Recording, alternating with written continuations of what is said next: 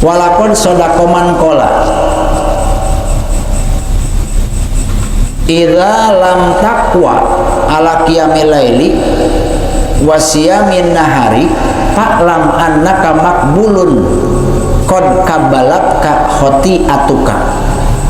Ketahuilah olehmu, ketika engkau tidak kuat bangun malam puasa di siang harinya, puasa sunat, maka ketahuilah annaka maqbulun, engkau sedang diikat dengan kesalahanmu. Jadi kesalahan yang ada di dalam diri kita yang tidak atau yang belum ditobati itu akan menjadi tali pengikat yang membuat diri kita menjadi berat untuk bangun malam dan puasa di siang hari. Fahadhihi hadhihi. Wasani, yang kedua dari apa? Minal amroini, dari dua alasan wajib tobat. Yang judulnya kan kemarin kita ini wajib tobat. Alasan pertamanya sudah dijelaskan yang kemarin. Ini alasan keduanya. Alasan keduanya kenapa wajib tobat? Innama talzamuka taubat lituqbala minka ibadatuka, supaya ibadah kita diterima. Makanya wajib tobat. Artinya apa? Kalau kita ibadah sebelumnya tidak tobat terlebih dahulu, maka mapungolapanya ibadah kita tidak akan diterima. Faina robadain layak balul hadiyata.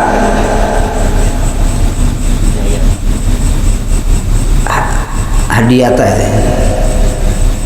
Analoginya atau perumpamaannya, orang yang robida itu debitur ya, yang memberikan hutang kepada orang lain.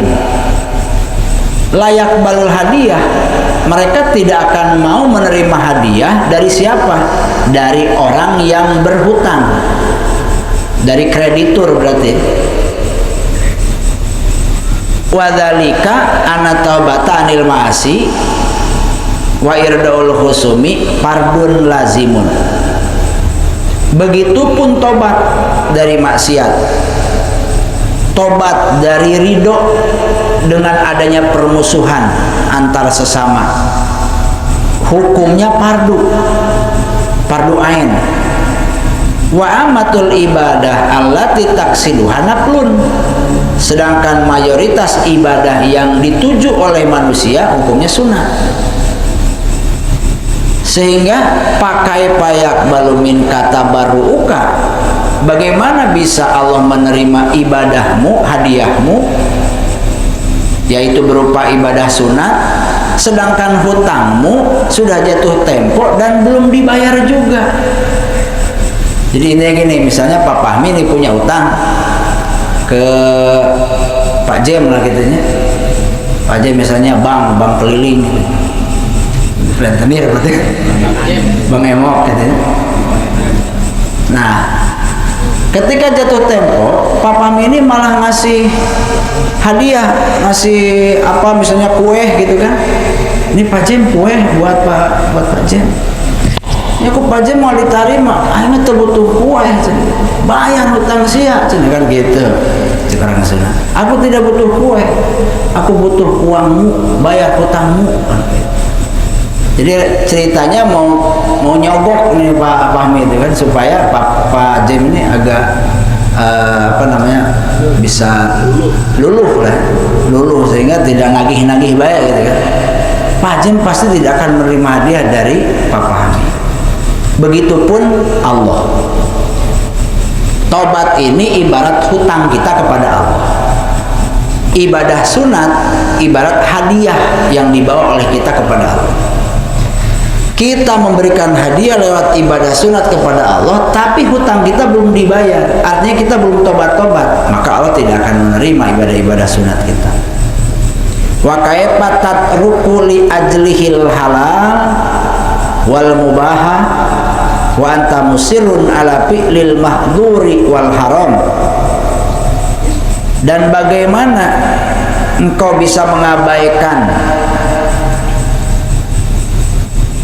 perkara yang halal perkara yang mubah gara-gara tabaruk, gara-gara hadiah. Wa anta musirun ala fi'lil mahduri wal haram, sedangkan engkau mengerjakan sesuatu yang haram setiap saat.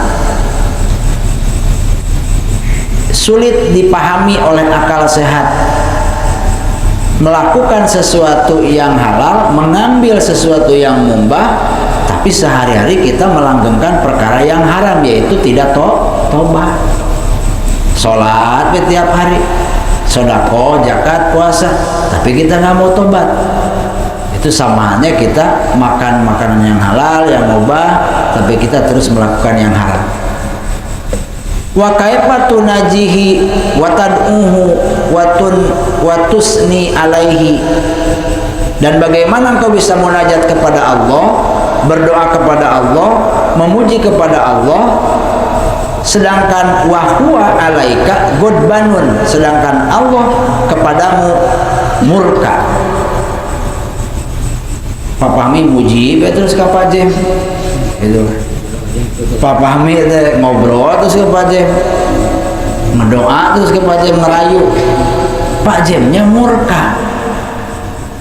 Ku Pak Jem tadi dengarkan kuliah tayang untuk orang sana gitu ya. Pak Fahmi ngomong teh, Pak Fahmi ngomong, Pak Jem di belakang gitu, nggak mau menghadap karena murka. Jadi bagaimana ibadah yang kita lakukan, munajat, doa, pujian yang kita panjatkan kepada Allah itu bisa diterima. Wong Allahnya saja godban, murka kepada kita. Fahadza dohiru halil usad, dan ini adalah tingkah laku orang-orang yang berdosa, yang selalu melanggengkan dosanya, selalu melakukan kemaksiatan. Wallahu musta'an. Minta tolonglah kita kepada Allah untuk tidak seperti itu, kata Imam Ghazali begitu. Pain kulta, maka kalau ditanyakan kepadamu, pama makna taubatin nusuh, apa makna dari taubat nasuha? Wa ma yambaghi lil abdi ayab alahu hatta yakhruja minadz dzunubi kulliha, dan apa yang harus dilakukan untuk supaya dosa yang ada di dalam diri kita ini semuanya habis lebur. Pakulu, maka Imam Ghazali berkata, amat taubatu fa innaha sa'yun min sa'il qalbi. Tobat itu adalah pekerjaan hati, bukan pekerjaan dohir. Wahya ingda tahsil, tobat itu menurut kesimpulan piqaulil ulama, dari sekian banyak kaul ulama, adalah tanzihul qalbi anidz dzanbi, membersihkan hati dari dosa. Itu tobat, membersihkan hati dari dosa, itu namanya tobat. Qala Syekhuna rahimallahu fi haddi taubati, menurut guru kami, tobat itu adalah innahu tarku ikhtiyari dzanbin, meninggalkan untuk mengerjakan dosa. Tarku ikhtiyari dzanbin, meninggalkan mengerjakan dosa. Artinya ikhtiar itu kan berarti disiasati nih. Bagaimana supaya kita bisa melakukan ini? Nah, itu ditinggalkan, itu namanya tobat. Kalau ketidaksengajaan kita melakukan maksiat, itu masih dikatakan tobat juga. Karena ketidaksengajaan itu bukan merupakan dosa. Ya, namanya juga tidak sengaja. Sabaqo mislu anhu manzilatan la suratan. Banyak contohnya secara derajat tetapi bukan secara bentuk. Ta'ziman lillahi ta'ala wa hadaran min sawatihi, meninggalkan atau tidak melakukan dosa secara sengaja itu setelah kita takdim kepada Allah, setelah kita merasa takut terhadap murkanya Allah.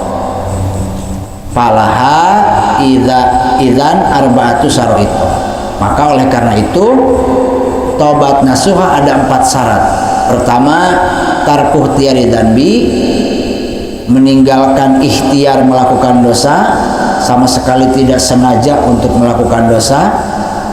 Wa huwa ayyuwatina qalbahu wa yujarrida azmahu ala annahu la ya'udu ila dzanbi albatat. Maksud dari meninggalkan ikhtiar melakukan dosa itu menetapkan hatinya, mengosongkan azamnya, menguatkan azamnya. Maksud dan tujuannya untuk tidak kembali melakukan dosa yang telah dilakukan. Nah, berarti lebih ke ngajam lah ya, membuat janji untuk diri sendiri. Fa'ama in taraka dzanba wa bi nafsi annahu rubbama yaudu ilaihi aw la ya'zimu ala dzalika bal yataraddadu fa innahu rubbama yaqaulahu al-audu fa innahu mumtaniun an dzanbi ghairi taibin minhu. Tapi kalau gambarannya begini, kita meninggalkan dosa, tapi dalam hati kita terkadang ada kepikiran terlintas, nanti kalau ya sekali-kali nggak apa-apa lah kita balik lagi, masih penasaran, nyerah gitu. Kayaknya kalau cuman sekali doang kayaknya nggak apa-apa, nanti juga kita tobat lagi. Nah itu namanya rubbama yaudu ilaihi. Atau misalnya ajamnya itu kurang kuat, maksudnya itu kurang kuat untuk meninggalkan dosa, sehingga dia terkadang balik lagi melakukan dosa, balik lagi. Itu bukan tobat, tapi mumtaniun anil dzanbi, hanya tercegah dari dosa saja, tapi tidak dikatakan tobat. Karena kata Bang Nafi kan kejahatan itu bukan karena ada niat, tapi juga ada kesempatan. Nah, kalau dalam agama, ketika kita melakukan dosa karena ada kesempatan tapi tidak diniatkan, dan kita kukuh untuk tidak melakukan itu, maka itu adalah dosa yang tidak disengaja namanya. Dan insya Allah akan mengampuninya. Tapi kalau diniatkan terlebih dahulu, kemudian ada kesempatan, maka itulah yang disebut dosa yang susah untuk diampuni oleh Allah. Kecuali ya taubatan nasuha berarti. Artinya taubatan nasuha itu tidak benar-benar ada niat, walaupun secara faktual di lapangan terkadang kita kembali lagi melakukan dosa. Setidaknya dosa itu tidak didorong dan tidak diikhtiarkan, tidak direncanakan. Itu namanya taubat nasuha. Jadi ada 4 syarat. 1, ngajam yang kuat bahwa kita tidak akan kembali lagi melakukan dosa.